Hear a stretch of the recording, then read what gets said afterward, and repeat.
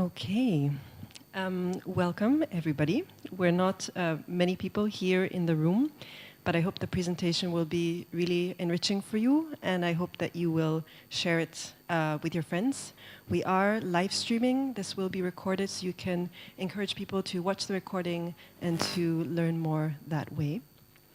So we're gathered here today for another community presentation on our budgeting process, our community budgeting process that we are leading right now with the BCC.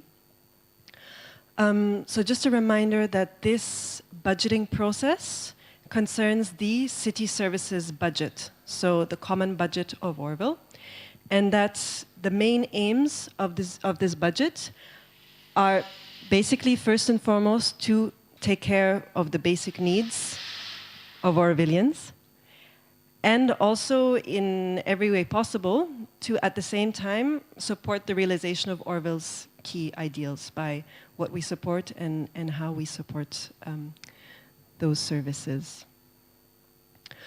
So just a reminder of what this process is about and what we're trying to actually do with this particular process. I mean, basically, the BCC, so the group that is in charge of administering the budget, is really trying to understand what do Orvillians consider to be the priority areas for community funding. So what do we as a community consider to be priorities for our public budget, our city services budget? Then we also wanted to ask the question, are there any key services missing in our community that ought to be budgeted for, that ought to be supported by this common pot? And finally, we also wanted to ask a check-in about the funding sources to this public budget of ours. So these are the key questions that are being asked in this process. In terms of who gets to participate in this process, there's two levels. So there's presentations, and there's going to be a survey following today's presentation, which is open to the whole community. So the whole community will be able to give their input on this. And what we're going to present to you today is outcomes of really detailed, facilitated sessions that we had around these questions with a randomly selected group of Orvillians. So just to give you an idea of where we're at in this process. So on January 7th, we started in this room with a community presentation of the new report website of the BCC that Avinash and I worked on and presented to you. And this will be a really important resource for all of you who are wanting to learn more about this budget and who are wanting to participate in this survey. So please inform yourselves. Avinash will give a presentation of key places you can find information in the rest of today. Then on January 11th, we held small tables discussions in this room, again open to everyone, with representatives of the various sectors that BCC disperses funds for. So there was an opportunity for everyone to get much more in-depth information from the sectors themselves about the various sectors, their budgets, their needs, their challenges, and what they do, and what services they offer. And then in the end of January, we facilitated these sessions with the randomly selected participants, some of them are in the room today, to get their inputs of the key questions that are being asked in this process. And today we're going to share the outputs of these sessions with you. We'll also give a presentation of key information that we shared during these sessions with the randomly selected participants. So we're going to give those presentations again today. They're short and concise, and we're recording them so that people can access this as and when they wish to participate in the survey to collect more feedback from a wider range of community members. Yeah, so basically the agenda for today is this presentation of the outcomes and then this sharing of key information, which is going to be, as I said, what information is available on the website. Then so this is really to assist you with a key question on what should be our budgetary priorities and allocations, so you understand what are the allocations today. And then around the question of, are there any key missing services in Orville that you think should be supported through the city services budget? We're going to give a presentation right now on the landscape of Orville Services at present. So basically, what is their economic setup at present? How are they supported? Just so you get an understanding of what are the different sources of support for existing services, because city services budget is not the only source. And then we're going to end on a presentation of the income and basically the income and reserve projections. So what do we think is our financial, what do we project is our financial situation going forward? Because of course, I mean, we're holding this process now. We think it's really important that we look at our priorities as a community, but we're also doing this at a time that is just post-COVID and where our economic situation is also not necessarily in its flushest. So we also need to have a really grounded understanding of that. Yeah, and then we'll open it up for questions and answers and comments and discussions.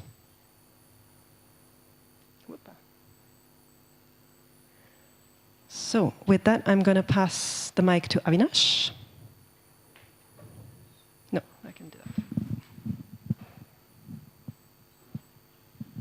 Hi everyone, I'm Avinash, and I'll be taking you through the first session in this process. So the focus of this first session was to understand what Orvillians consider to be priority areas for community funding and how this can be reflected in our communal budget. So how did we explore this question? First, we went through a recap of the key figures of the city services funding for each sector. Then we split up into small groups of 4 to 5 and reflected on the question, what do you think are the 3 most important sectors for city services to fund and why? The group was asked to reflect on this question using 3 prompts from their own perspective, from putting oneself into another's shoes, and when focusing on Orville's ideals as outlined in the charter or the dream. The group was then given a questionnaire that they could fill in individually. So what were the outcomes?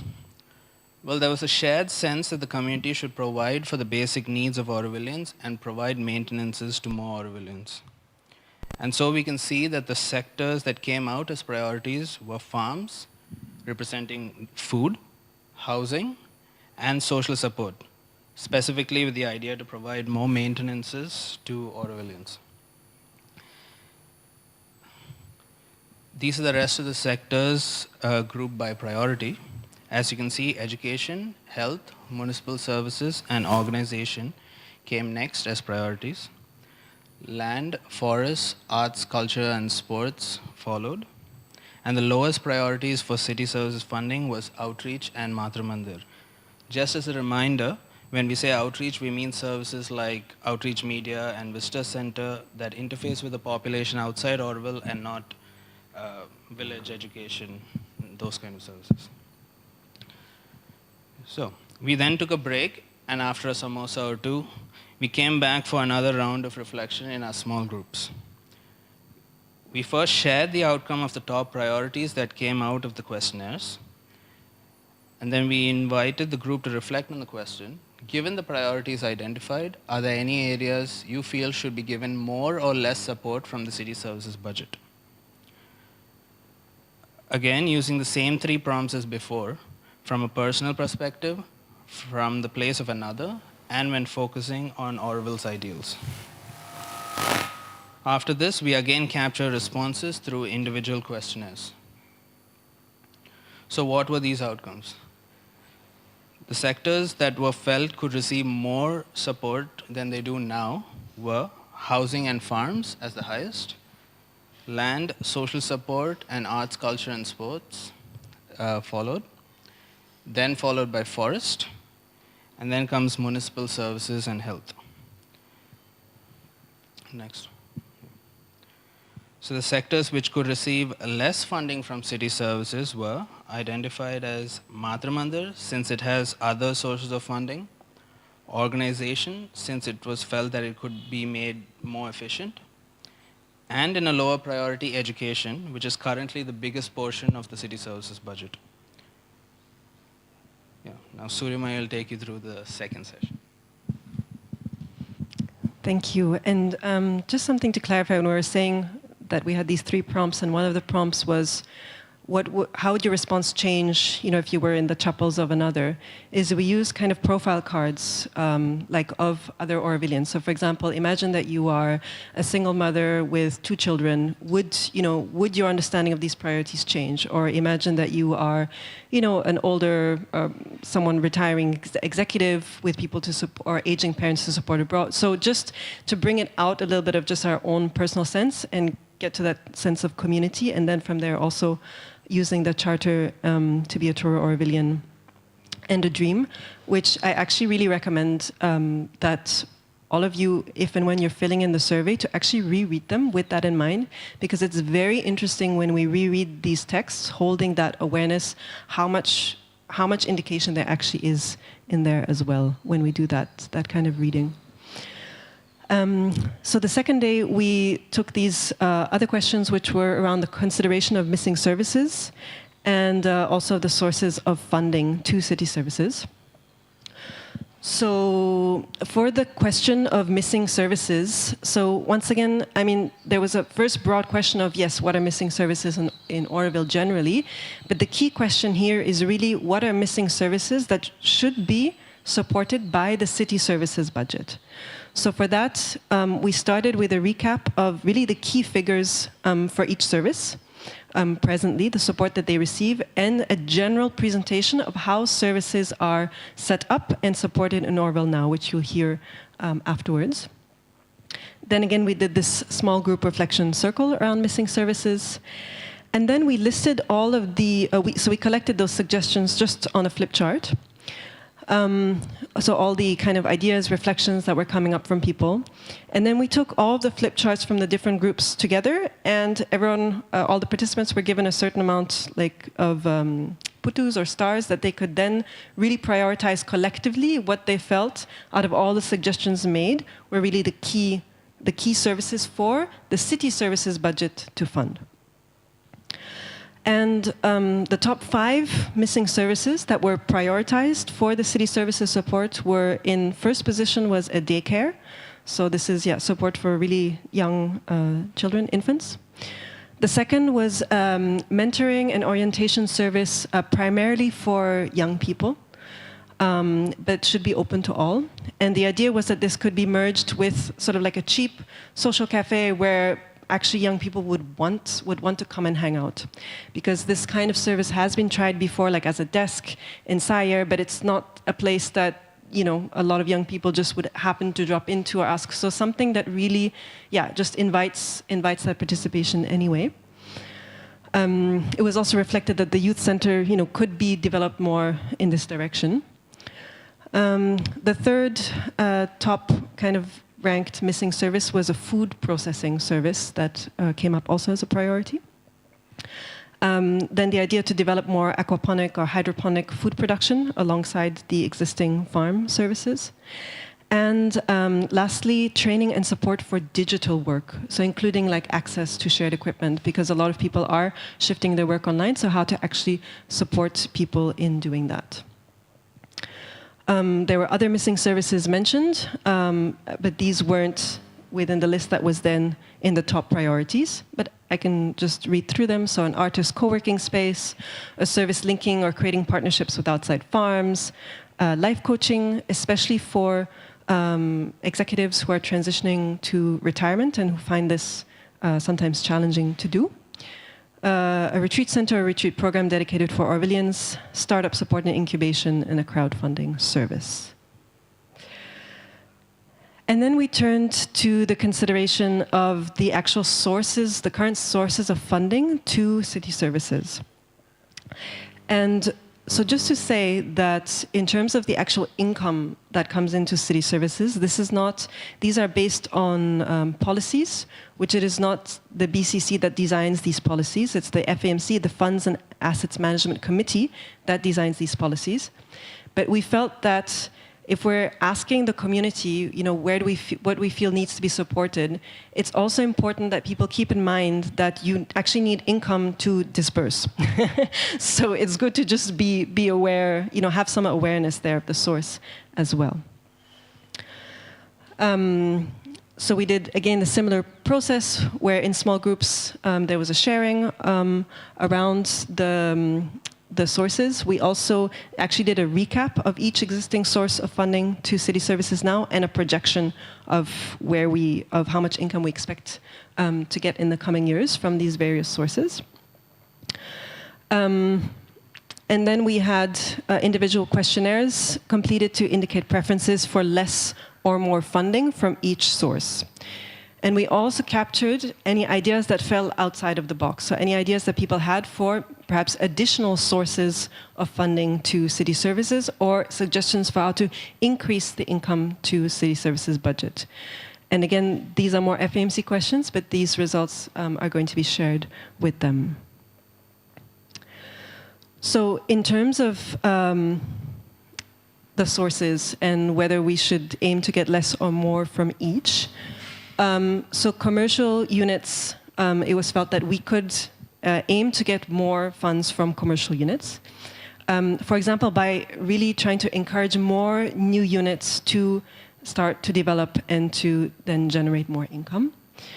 It was also felt that more income could come from financial services. So just a reminder for those who were here last time, or something new for someone who haven't followed so far, is this is one of the key sources of funds to city services, because the deposits that are in the financial service and in the Unity Fund, the interest of any investments that are made with those come to the city services budget.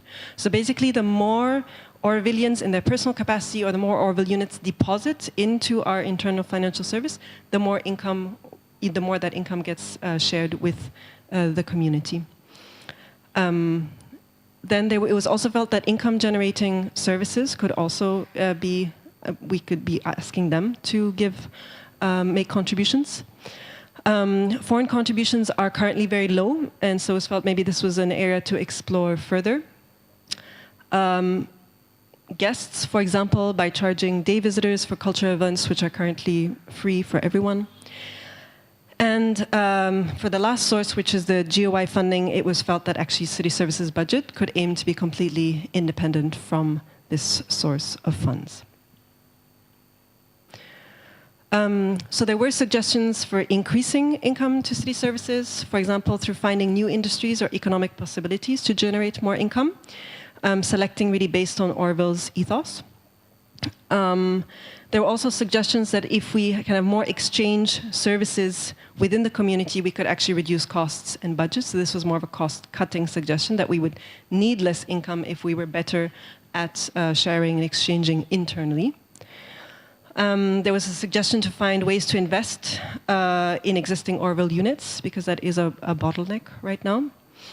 Encourage and enable the development of online courses, which is a sector that is growing due to COVID, and sharing of funds already in Orville, so how to do that better as well.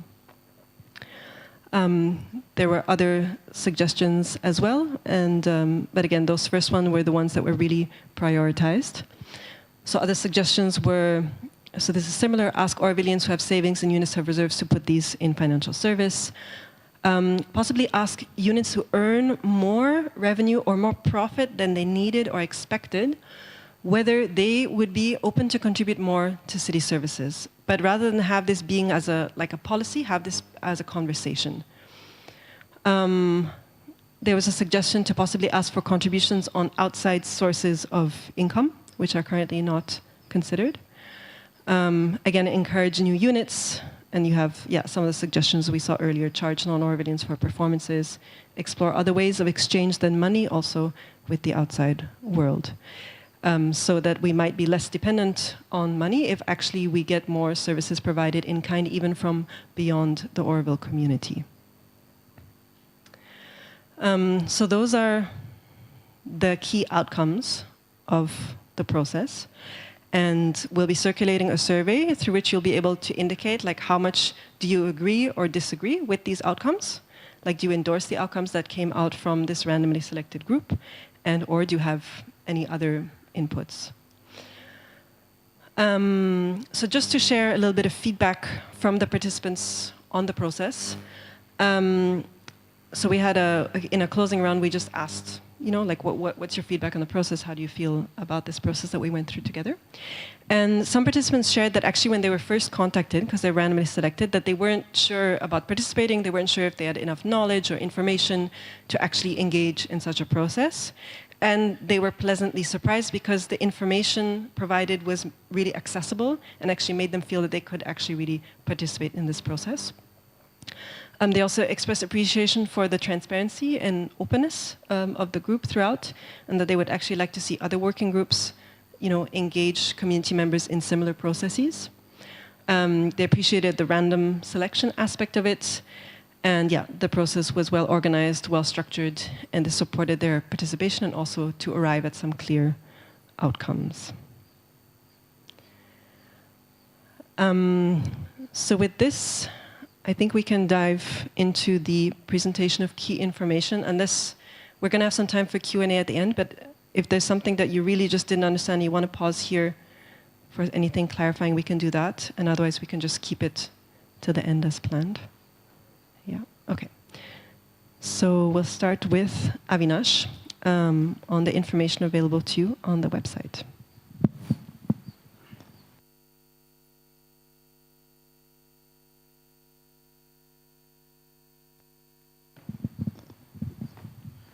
Hello. Hi. Hi. So,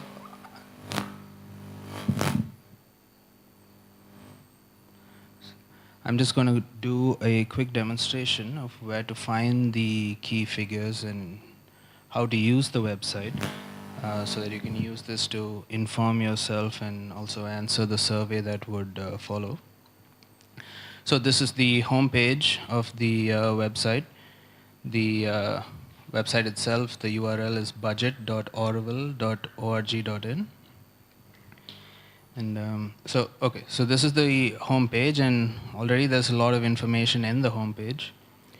The first section you see gives a breakdown of the contributions that go towards Orville City Services.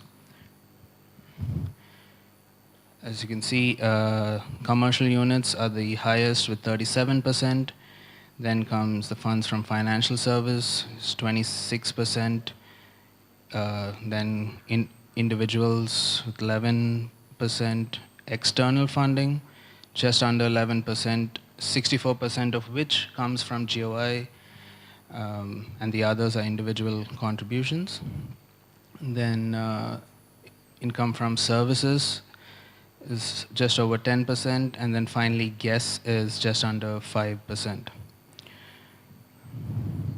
Next, as we move down to the disbursements, we can see a list of the sectors ranked in order of the disbursements they have received, with highest to lowest.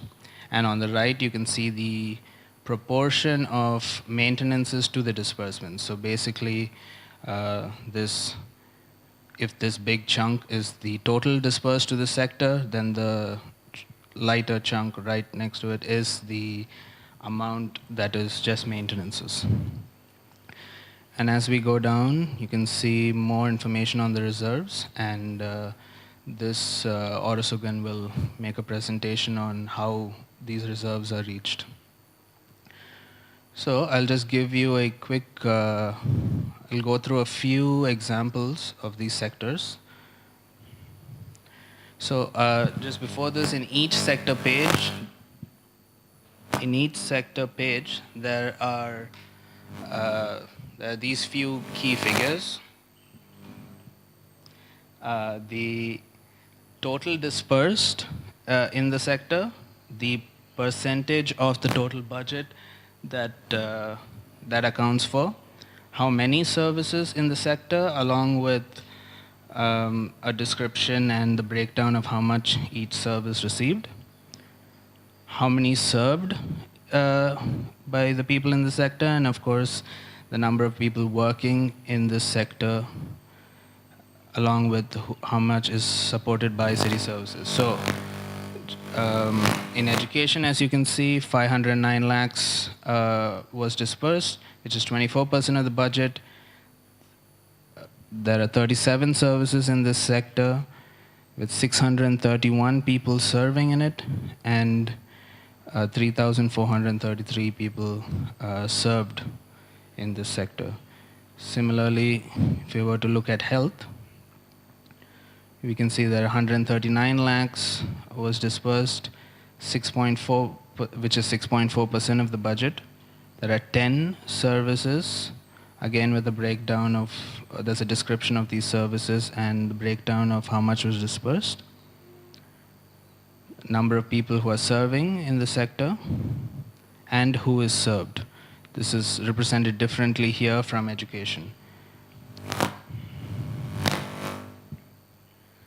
Another example would be farms, where a total of 59 lakhs was dispersed, making up 2.7% of the budget, 22 services, 21 farms, and FoodLink. With over 120 people working in this sector, and of course, all of Orville is served through this. So this is just so that when you fill up the survey, you can know where to get the information from. And of course, if you have any questions, feel free to reach out. And,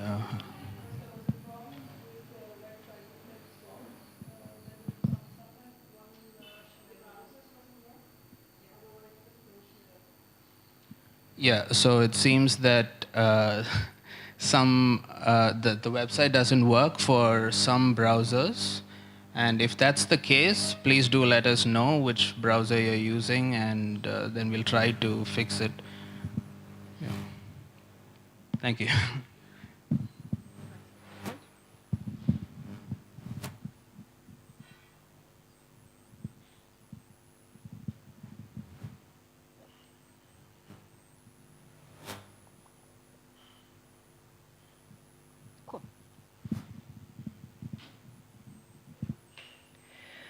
Okay, great. So this next presentation is just to give you all an understanding of what is the current economic support and setup of Orville Services. So that when you're thinking of key missing services that you're wanting to propose for the city services budget, it's just good to understand the landscape of how services are supported today and what are the various sources of support that they have. So, I mean, starting question, what is a service in the Orville context? Basically, an Orville service, first of all, aims to meet the needs of Orvillians and the township. It may be fully or partially supported by the city services budget. It may be supported by other sources of funding, or it may be self-supporting. An Orville service operates primarily within Orville, and it does not aim to make a profit, but rather to fulfill the needs of the community.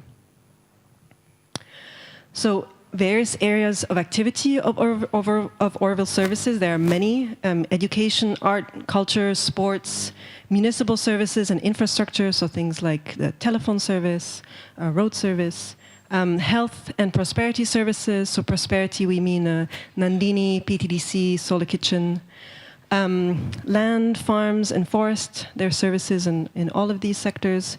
The organizations, so for example, the Budget Coordination Committee or other working groups, and outreach services such as Orville Radio, who's live streaming today, for example. So let's now look into their economic setup. So services may be, in some cases, completely free to use. Yeah?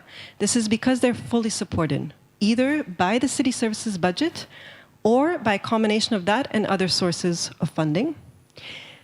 Some services may be partially supported and free to access, but charging Orvillians for the raw materials. And I'll give you some examples of that in a moment. For example, Solar Kitchen.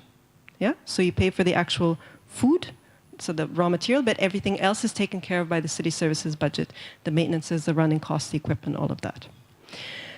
You also have services that are partially supported and charging Orvillians a subsidized rate for the services rendered because they have some partial support. So they're able to subsidize the cost on the service that they provide.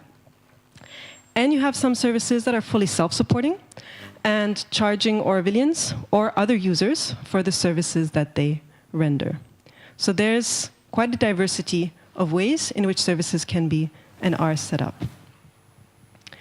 So let's look at a couple of examples. I mean, almost all of you live here. I'm sure that not all of you, not all of us know all of the services that are here, but I've picked a few common ones that I hope everybody is familiar with. So examples of services that are fully supported and free to use. So the library. Any of us can go into the library. We're not charged anything. We can use the service. Yeah? Kripa, a performance hall. Yeah?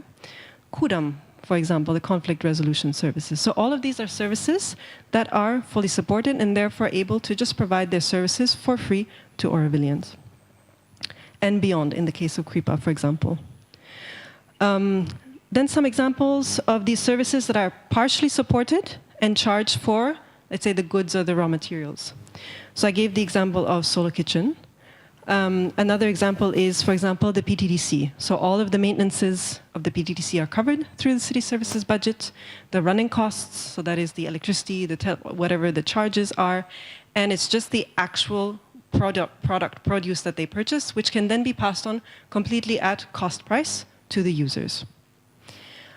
Portus Water is another example. So Portus Water, not everyone was familiar with, of the randomly selected. So it's a service that basically helps in the case of you have a broken pipe or something is leaking or a septic tank failed or something like this, and they come and they help you out. So again, they have a running budget, the maintenances are covered, when their tractor needs to be fixed, that is covered, and it's just, for example, the pipe maybe that you have to replace in your home, that part, the charge goes on to the user. And then you have services that are partially supported, and therefore just charge a subsidized rate for their products. For example, farms. So the maintenances in farms are covered by the city services budget. Therefore, they're not having to, on the price of their actual food, also add a margin in order to pay for their own maintenances, basically. Another example is eco-service that gets a budget covered, so then again the cost of using it is cheaper because they don't have to make all of their overhead costs from their consumers. And then eco-service, which is this is quite an interesting example actually. So eco-service, as I suppose charges for the actual weight in or the quantity in the waste that you produce. And this is a service that, through its own ethos, actually wants to continue charging that. So even if it were offered that it would be made completely free, they have an actual reason why they wish that this continues to be charged, so that people are actually aware of the amount of trash that they create. So it's also a conversation with the service and what their aims and ideals are. Okay, so let's now look at these various sources of support for Orville Services. So the city services budget covers maintenances of Orvillians primarily.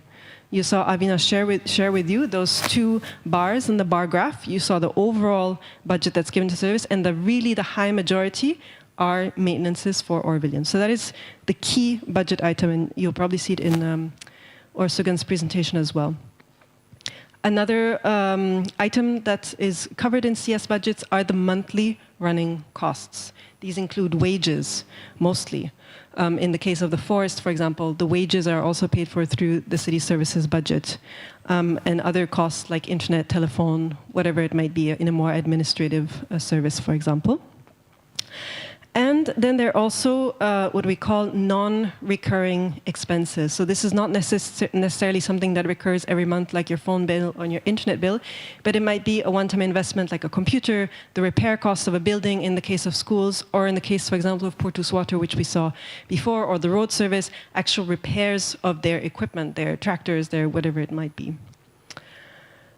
Other sources of support for services include the GOI grant, or GOI grants. So SAIER gets a GOI grant every year. And this goes towards maintenances of Orvillians working in education. That part gets channeled through the BCC. It also goes, for example, to buildings. So the actual assets, whether it's schools or other education and research buildings. There's a GY grant that also goes directly for the ATDC to disperse. So this is, for example, dispersed in infrastructure historically. So it might go to road surface for new roads or things like this. And there's a much smaller GY grant that goes directly to the working committee. And that is, for example, to pay for expenses of trips, let's say, to go to Delhi to meet officials or these kinds of things. So these are some other sources for the GY grant. Then other sources of support include charges and contributions. So some services charge just non-Orvillian users, for example, Pitanga, for your yoga class or whatever it might be. Some services charge Orvillian users as well, for example, the eco service. And we have some Orvillians or Orville units that actually give voluntary monthly or yearly contributions to services, for example, to the schools. So this is not an actual charge, but just voluntary contributions that are made regularly. And then we have donations and grants. So we have Orvillians, Orville units, or also outside entities and individuals that make donations towards services. Often these are towards the startup costs of services, which usually require a large capital investment, or the actual development of existing services. So we have this example right now with the Prosperity area. So this is Solar Kitchen, Nandini, Free Store, all of this, which is developing a second floor based on a large donation from a funding agency that regularly gives to Orville, for example. So basically, to recap, services may require funding for startup costs, although these are not all services, where it's mostly human resources, a human resource service, like, for example, mentoring and orientation. You might not have a building or something, or a kitchen to create. Monthly running costs, so all services have these needs. One-time expenses, most services will have one-time expenses once in a while. And then development, so not all services, but some may actually have plans to grow and to serve in a bigger way. So when you're considering missing services that you think should be prioritized for city services funding, city service budget funding, I think it is really important to note that some services may have better access to funding sources other than city services. So just be aware of that, of that, let's say, disparity. So services in education and research have a much better chance of getting, or have a chance of getting funding from SAIER, from PCG is a project coordination group, which collects funds from funding agencies whose primary areas of priority are typically research, research education, Stichting Desire as well. Foundation for World Education is through PCG. So these are areas that more readily have other sources of support. Town planning has the GOI grant. And bioregional activities, outreach schools also are an area that are typically funded, that are typically donor funded and have a lot easier access to that kind of funding. While other services are much less likely to receive outside support, and therefore they're much more dependent on city services funding. For example, anything related to food, clothing, house repairs, so kind of like the basic needs of the community and of Orville. So just something worth keeping in mind when you're really trying to think it's not just what are missing services, but what are missing services that really should be prioritized for city service funding. And of course, a question to consider when you are reflecting on any missing services, is first of all, what ought to be the priority areas? Because we can all have lots of ideas for great services, but can we put this in the context of what are actually our priorities, our priority areas as a community? And we hope that this survey and this process is going to really help us to get a sense of those. Again, really considering, are these services actually missing in our landscape? So there, we really recommend that, again, on the website, you see the list of all the services that are there and what they do. And sometimes we just don't know of these, or there are existing services that could be further developed. So to not reinvent the wheel because we're just not aware of what's out there and what could be fostered more. And you might also want to consider, are there any services that Orvillians currently pay for that should be free, that you think should be free? This is also a feedback that can be given. So it's not just about services that are missing, but services that exist and could be prioritized for further support from the budget. And with that final word, the budget, I'm going to hand over the mic to Orsugan. And I'm warning you that we're going to see Excel sheets. But Orsugan is very good at explaining these in a simple way. So bear with us. Yeah. Thank you, Surmay. I'll try to do it at the simplest way possible because these are all numbers, which is very difficult to understand at some point of time. But I'll do my best. Yeah. Can we just make it? Yeah.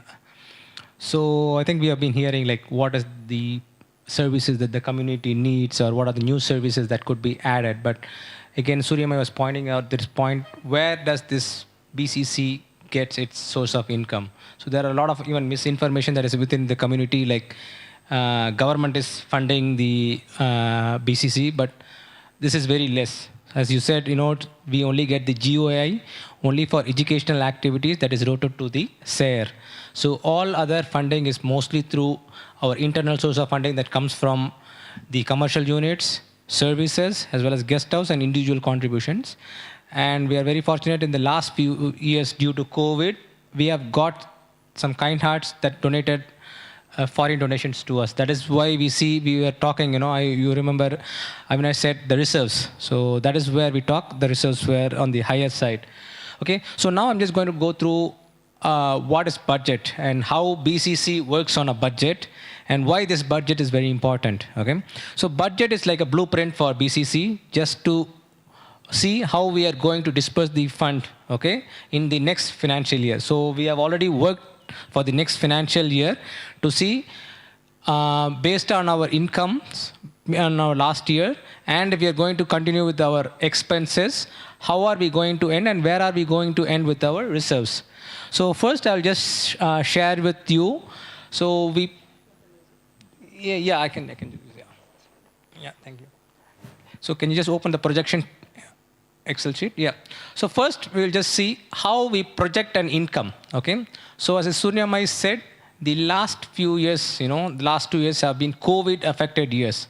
So a lot of uncertainty was prevailing. We don't really know what is happening.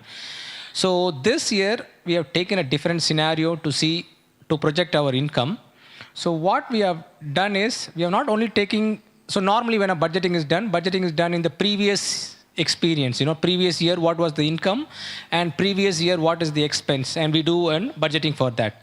But this year we took and we wanted to take the 3 years because 2 years were COVID and the previous year was a non-COVID year. So we took 3 years of projections to derive an income for our BCC budget. Okay. So what we have done is I'm not going to deep detail, but I'll tell you we have defined or designed on 3 bases. One is called a base case. So I'll tell you what is a base case. We have taken a base case, a worst case, and a best case. So base case is, let's see, taking the average of the 3 years. If we do go by average, what will happen? And the worst case is, so when I was also doing this budget projection, then the third wave was happening. Okay, so there was again a lot of uncertainty whether this year is again going into a COVID year or not. But fortunately, it's not lasted long. And the best case would be no COVID and everything comes to normal and we get a lot of tourists and guests. So these are the best case, the base case, and the worst case. So what I've done is we have taken the average of these 3 years. So this year you see 1920 is a pre-COVID year, which is a normal year. 2021, the first wave and the COVID, and the other 21-20, which is the running year, again a COVID affected year. So based on this, we have just see what has been the income from our commercial units. If you remember, I think the commercial units generate an income about 7.6%. That is what comes from the commercial units to the BCC budget. Okay, so if you just see this, you don't need to go all through these numbers, very difficult to, and I don't want you to do it. So if you just see the monthly average, so we get about 76 lakhs per month that comes from the commercial units. Okay, so that is in the non-COVID year. So what has happened in the COVID and the 2 COVID years, it has dropped down to 66 and 65. So it's about 13.5% reduced from the other, and last year it was about 1.5%. So again, this shows though the COVID effect was very there, but the impact was not really, it is there, but not really very high in the commercial units because they in some way were able to generate their income, okay? So based on this, we have calculated this average, okay? So based on our average, and whenever we do an average, when we go into next financial, we always have a margin, or we say we are going to increase, or we, so this year we are increasing the average by 5%. Okay, so if we increase the budget by at 5%, so our monthly income from the commercial units would be about 91 lakhs per month for the next financial year, 22 and 23. I hope I'm clear for this part for the commercial units. And the same law applies to the guest houses. But if you see the guest house, so guest house monthly average income from the guest houses was about 21 lakhs in the non-COVID year. And if you just see in the COVID years, it's 8 lakhs and 11 lakhs. If you see, about 60% of reduction has happened in the guest house, which is easy, like we don't have guests, so the guest contribution has come down. So this has really affected our, again, income that comes in, okay? Yeah, a little bit come down. So similar way, I'm not going into details. Similar way, we are just adding, we have taken the average and we are just increasing a 5% increase to what had happened in the average. Okay, can you come a little bit down? Yeah. So the same thing applies again for individual contribution. So individual contribution is for, again to say, individual contribution is two things. One is people working in the commercial units contribute 3,450 towards the thing. And also people who are outside or newcomers contribution, everything comes into the individual contribution. Okay. So this is how we project our income. Okay. Any question for this part? Yes. One question. I was just curious that the world in general recovered in 21-22. Being gone down further from 2021, do you have some idea why that might happen? So you're talking about this year, right? The overall income. Yeah. So the impact was very high. Yeah, you're talking about this one, right? Yeah. So this again, again this is again a projection. This is not an actual because January I've just completed. 3 months projected, right? No. Yeah, this is the actuals. Okay, this is the actuals, and these were the projection from the previous year. And again, the commercial units, again, the income is not very clear from this part because most of their income, what they give to the city service is based on their balance sheet, which they normally do at the end of the financial year, and sometimes you get it from the next month. So it's not like every month they do the contribution. So that is where you will see some kind of a fluctuation that is happening in the months. No, but even then the trend would not change so much, right? That minus 1.59 might become, say, plus 2 or something. I'm just curious if you thought about why we... Yeah, no, we really don't have, I don't really have an answer for that, but we have to just see what happens with the contribution for this. As I said, like a lot of this financial contribution even will come in this financial year from the commercial units. Okay? Yeah, thank you. Question? Yeah. So now we can go to the budget case, okay? Okay. So can you see the numbers or can we just increase the size a bit high? Yeah? Yeah. Yeah, can you just go to the next? Yeah, okay. Oh, okay.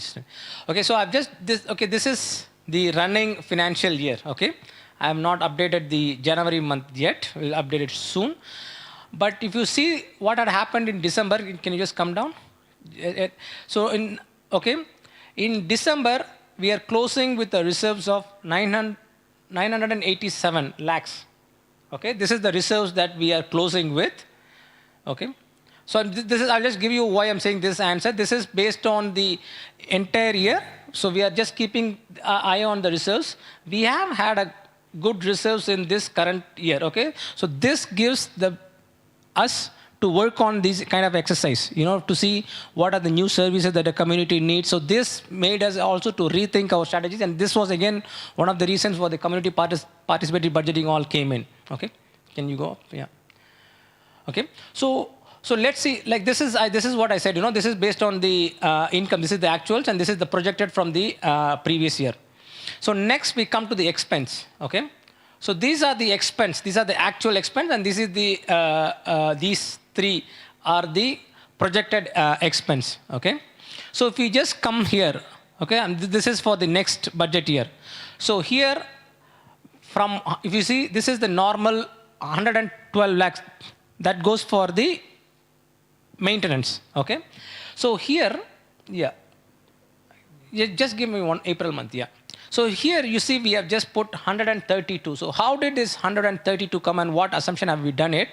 So we are in a plan to increase the maintenance, but not sure how much by how much percentage or how much.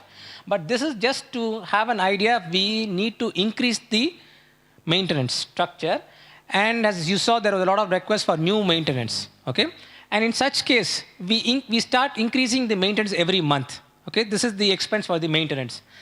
Similarly, the next column, what we show you here is, in the COVID, we have started something called the temporary bridging or emergency maintenance for people who have lost their job or not able to, or the unit or the commercial or the service is not able to support them. We have started something called the temporary emergency fund.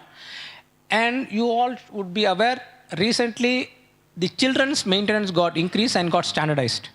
Okay, for not only for children or parents who are working in the city service, but for all who are working in the commercial units. So this again is an increase. Okay, so this we just not go into it, and this is the child nutrition. Okay, so if you just go through this, so if we just project this income, we'll come to a conclusion like what would be the expense that would happen here. And next comes the recurring. If we just go the next, just to December. No, just to December. Yeah. Yeah. No. Yeah, just go a bit left. Yeah. In this side, just this side. Sorry, yeah. Actually, no. This my right and your left is getting confused. Yeah. Okay. So if you just see, this is something called recurring. So recurring, Suryamai said the point. Like what is a recurring expense? Recurring expense is monthly expense that is needed for the service or the commercial unit. So not commercial unit, the service to function. Okay. So this has been the average. This has been the actual. So in December month, the recurring expense for the services was about 46 lakhs.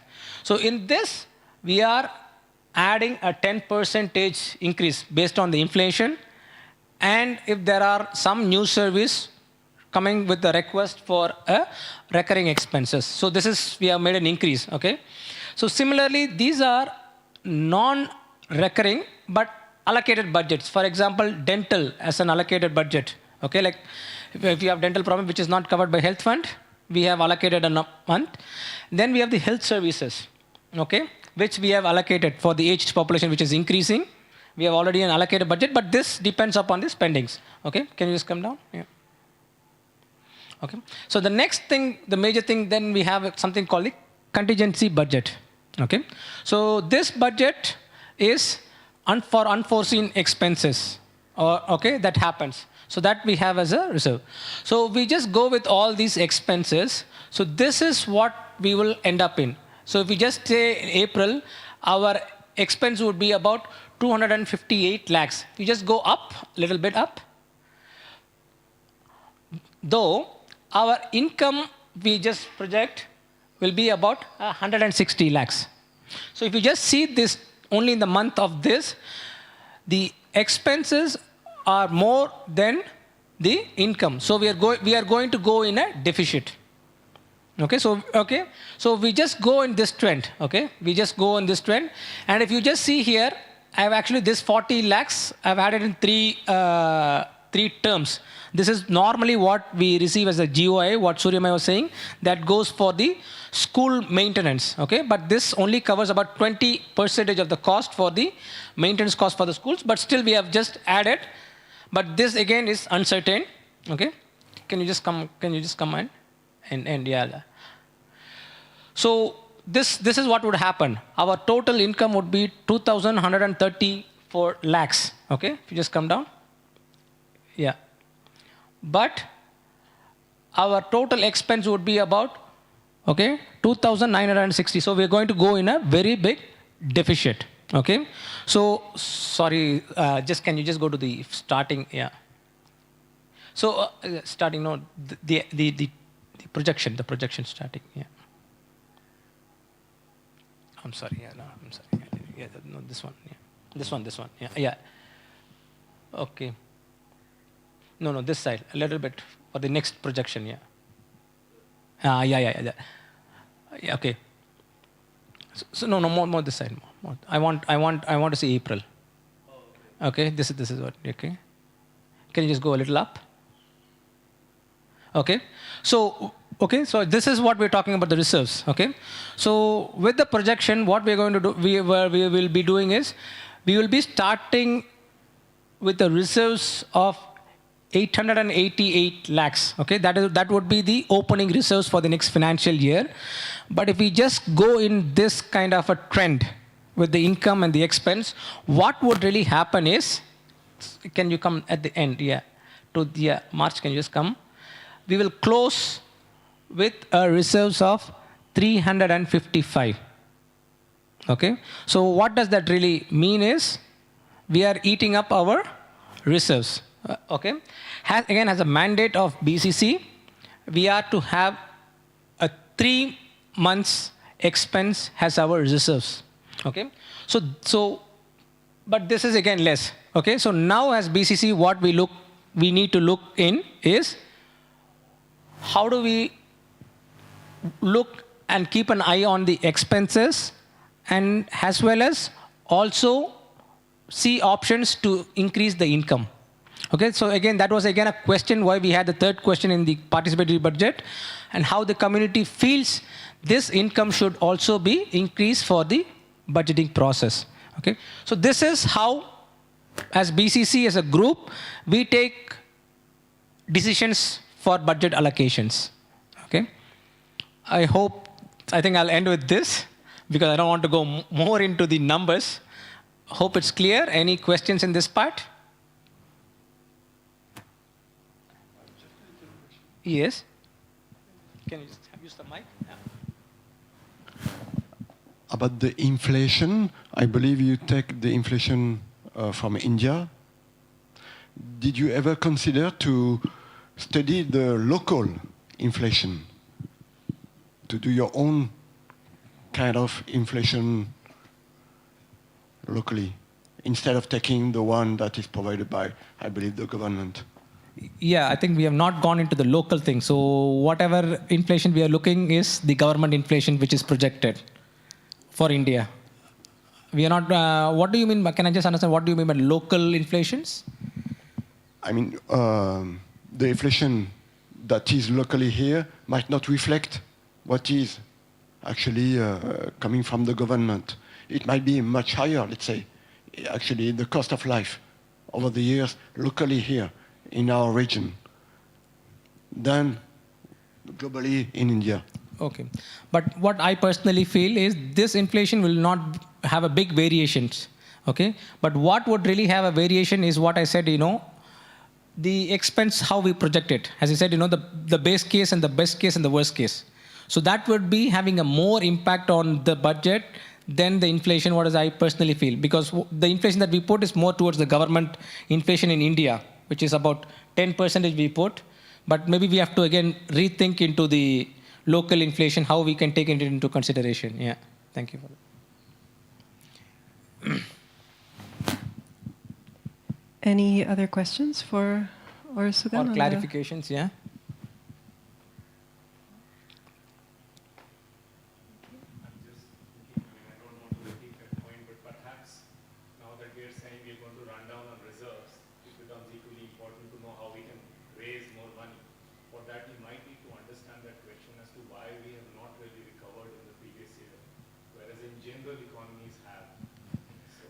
So one thing I can say to that is that the way the collection of income happens here is based on the previous year. So actually the figures that you're seeing, you need to go back 1 year. So also what we're going to see, the impact on this year, we have still to see it. So we're kind of like, there's a 1 year lag in a way. This is what Orville was trying to explain with the balance sheets. It's a bit technical, but when the point at which we actually receive the balance sheets from the units and from the FAMC, and then from which we're actually able to calculate the contribution schedules due, there's a lag. So possibly that is one answer for what your concern. I'm just thinking, because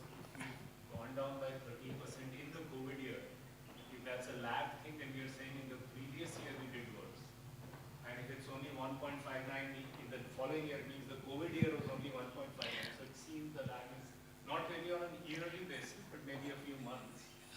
Yeah, I think like this point, what we say is there is also some other factors that influence this. One thing is, again, in this particular COVID year, again, BCC reached out to a lot of income generating commercial units saying that, we need your support.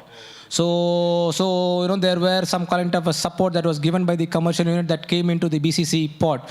So that is, again, we don't have a policy that like every month based on their turnover, they give the amount to BCC. So it takes time. So we again have a team that starts writing to the commercial units like this is you need to give us this particular contribution. So that is where we see these fluctuations. Yeah.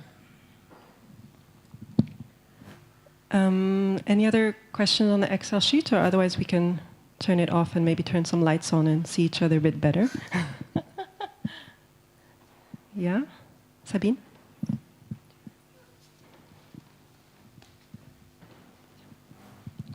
Thank you. I see the raise of the maintenance, monthly maintenance. How did you estimate this? Just based on inflation, or is there actually a study of the cost price, which are much higher than inflation, for example, in Orville, more than locally in Orville? So we are discussing about this point of looking into the average cost of living. We have not done the studies, but I think there was a study that was proposed, okay, to find out. We really don't have any idea on now what is the cost of living in Orville. So this particular increase is based on a percentage that we have come across.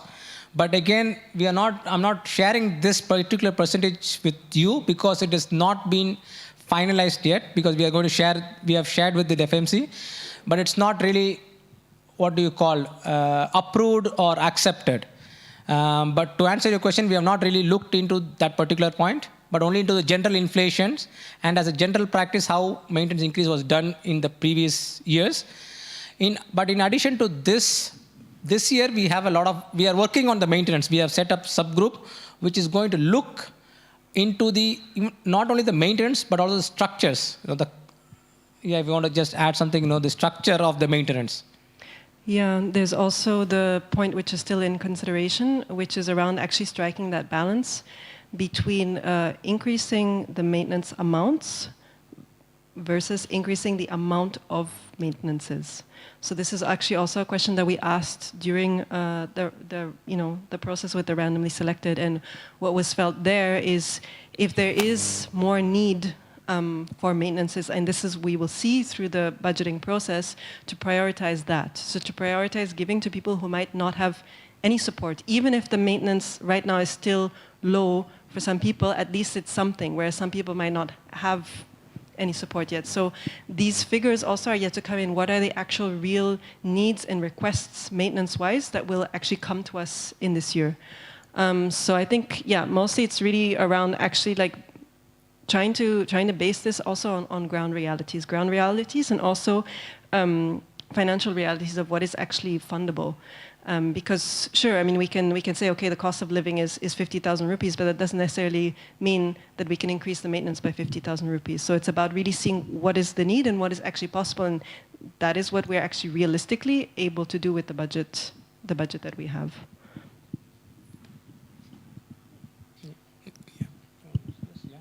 I know it's a big topic about the 33% for the commercial units. Did you ever consider to do kind of survey asking the executives of the commercial units what they would be willing to do if it would be changed into kind of you give whatever you can instead of those 33%? I know some executives who expressed to me that, okay, 33%, it's kind of fixed thing, so I give 33%. But if those kind of things would disappear, I would be willing to give more.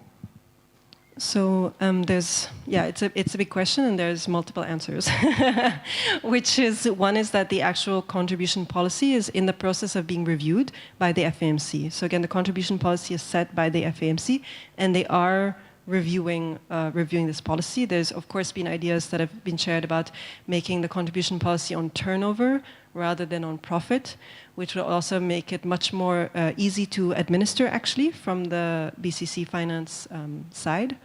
So that is one idea that has been there. Just to say that there are units, they are few, but there are units that do give more than 33%.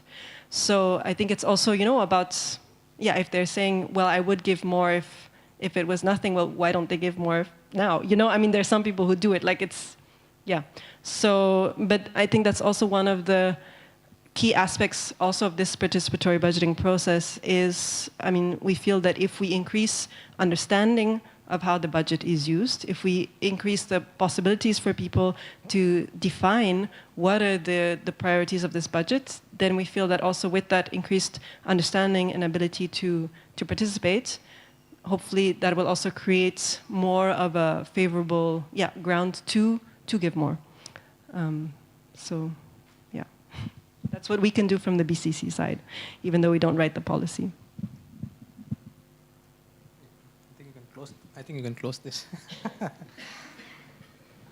case you don't... Can you use the mic? So I was just curious, in case you don't take that maintenance hike, then your reserves don't really go down? Have you done that? Is that the big increase on the expenditure side, basically? Yes, actually, So the maintenance, as we said, is one of the major cost center. But again, as I told you before, we only worked on the worst case, base case only for the income. But we have not worked on for the expense. Okay, so that would be an exercise. We are trying to do this exercise. Like, as Sabine also asked, to increase the maintenance. If we increase the maintenance by this percentage, what would be the reserves? And it's a scenario. And if you say, instead of increasing the budgets, as you said, only the people want a lot of budget. Instead of increasing the budget for 60 new maintenances, okay? So whether to have it 50 new maintenances. So we are working on this, okay? Cases for the expense also, as a base case, as a worst case, as a best case,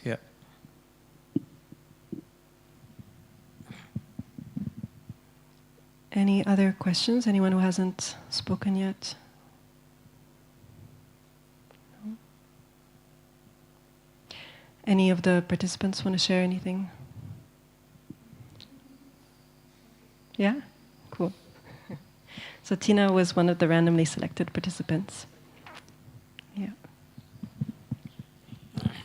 Yeah, so I was one of these randomly selected people, and it was super interesting because I would never go to something like this because it's really not my cup of tea to go into this kind of meetings and do budget, and it's not my thing. But when I got the invite, I said, okay, well, if they want participation, then yes, I should actually offer it. And it was super interesting because I thought I have nothing to give to this process.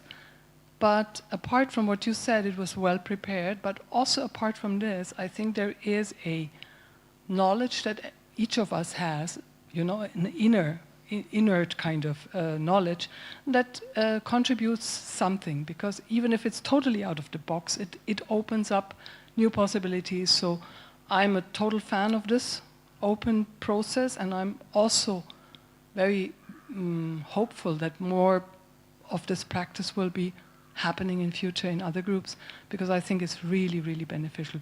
It helped me, and I think it also helped the group to just open up the mind that is usually so narrow, and you're stuck in your own process. So I thought it was really good. Thanks. Thank you for having me. Thank you for sharing.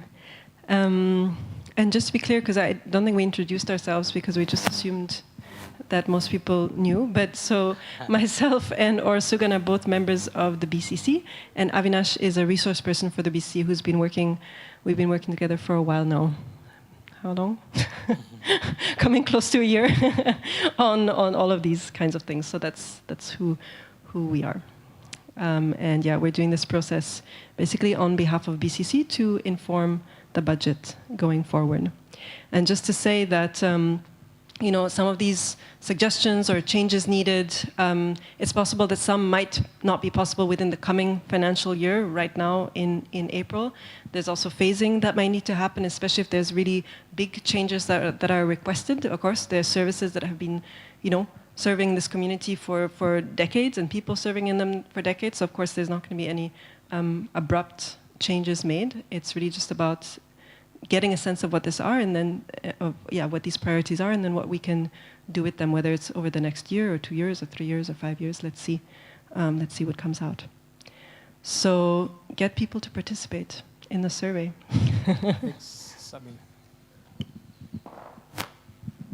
I have a suggestion for the BCC. These are budget, money side. There's also the management side, which is a huge concern right now. In Orville. My question is around the structure of the city service, which is still a unit legally without executives. So there's a gap there we need to bridge somehow, because when things happen like in outreach media right now, it leaves a huge gap of management, who's in charge, the responsibility, the weight on these people, which is a community service. I had the same experience at the News and Note, or similar. So I'm seeing this is not being addressed. So I would seriously recommend once again to look at that, and also to coordinate, like you say, effort for services to maybe create new ones. But how do we do that if it's not the management? I know that's the BCC, it landed on your shoulders to be that, but I can see how it's not happening. Even how is that possible for 7 or 8 people to do that, to actually coordinate the services with each other? What is the effort? What is the vision? What is needed? This big question, and then there's a balance sheet and everything of the city service unit. It's still a question. So there's a few things on those topics. So one is that the question of a city service unit, and I realize it's a technical question that maybe not a lot of people here are familiar with, but there was an attempt at some point to create a city services unit, which would be the structure under which services that are not registered under another unit or trust could be registered. This unit is actually dormant, so when I joined BC and lots of other people joined BC, we actually had no idea that this had even existed at any point. It is, however, a conversation that is ongoing with the FAMC and with Mr. Srinivasan Murthy, who specifically has concerns about such a structure because of concerns regarding double accounting. So this is why this particular structure it's very contested as something that should even be revived, or whether there should be something completely new that's looked into. And so I know that there are people that are looking into other possibilities, like a prosperity trust, other trust structures. So it's a complex issue that is actually not at all within the realm, definitely of BC, but even not necessarily of the FAMC, because it involves the foundation and their concerns. So that is one thing. And in terms of the issue or question of management of services that are not under an existing unit or trust, that therefore have a structure with, some other authority or so. One of the things that we reflected on as BC is actually a lot of the issues that come to our table, maybe conflict issues or management issues, actually came to our table. And the question of better coordination of services are actually something that an Orville Board of Services or similar organism should really have been able to take care of better organizing that sector, and it never really happened. So there definitely is a gap in our landscape. We're very aware of it because sometimes it falls on our shoulders, and it's really not on our shoulders to carry our mandate. So we do try to reach out to the council, or usually it ends up with the FAMC in these kinds of issues. But yeah, it's a broader issue. It's definitely a broader issue of our landscape, and it's I don't have the answers.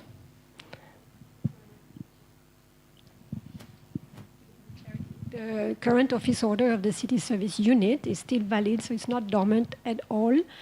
And it says there that, okay, there's no executive somehow, which is against the code of conduct, but that the BCC are the managers.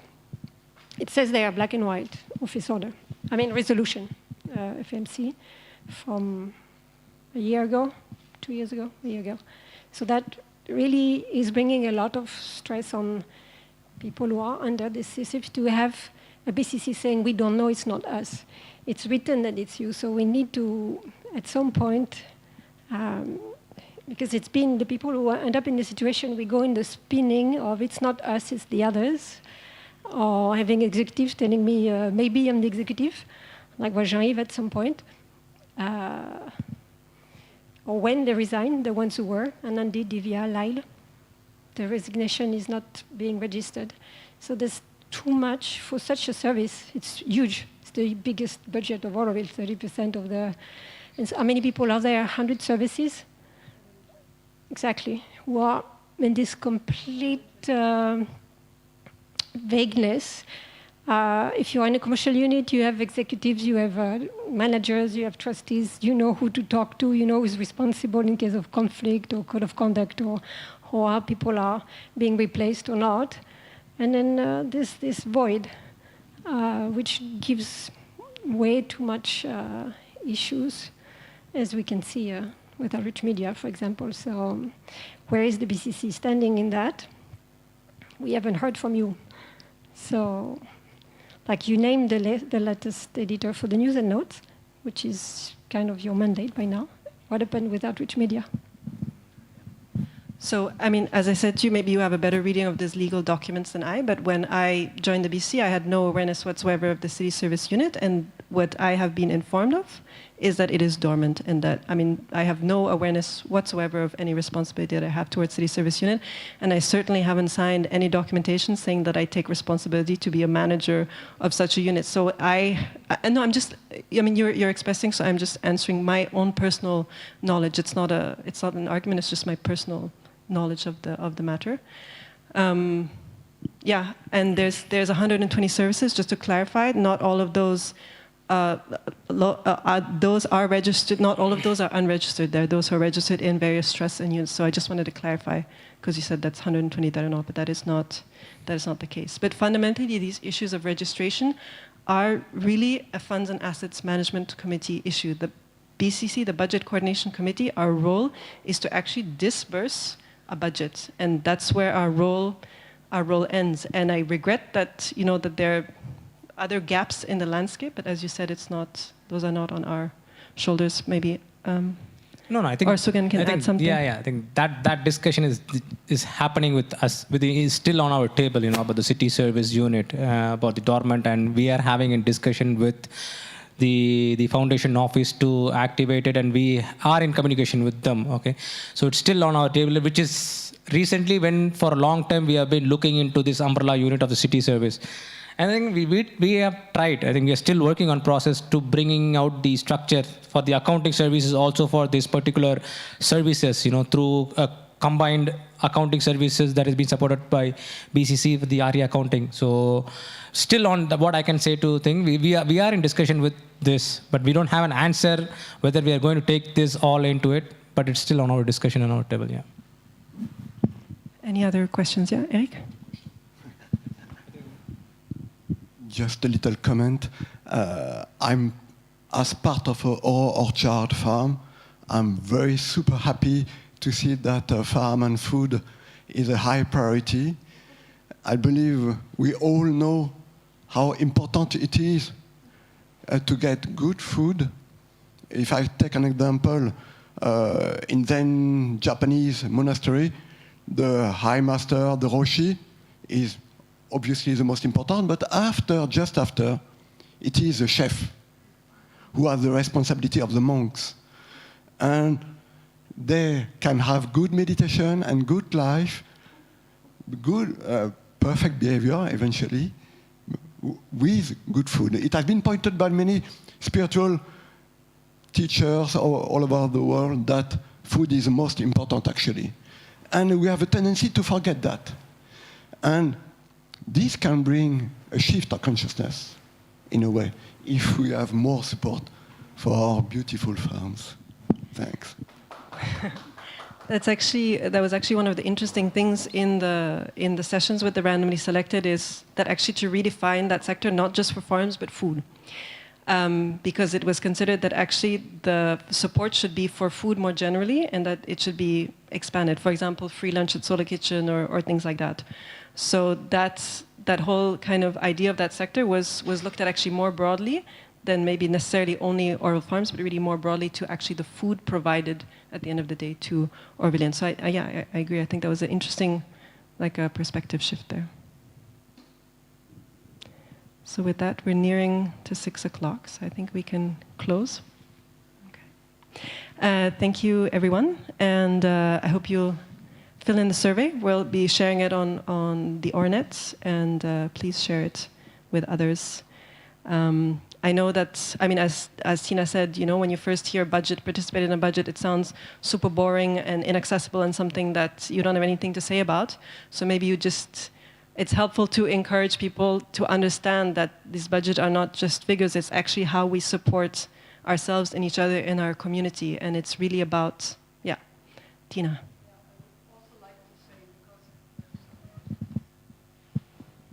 Because I think the important part is of the participation is also that it opens the door to be a part of it, to not only be the one who didn't get or the one who, I got, but it's not them, it's us. And this, I think, to bring back the community feeling is, that's what I felt was really helpful for me.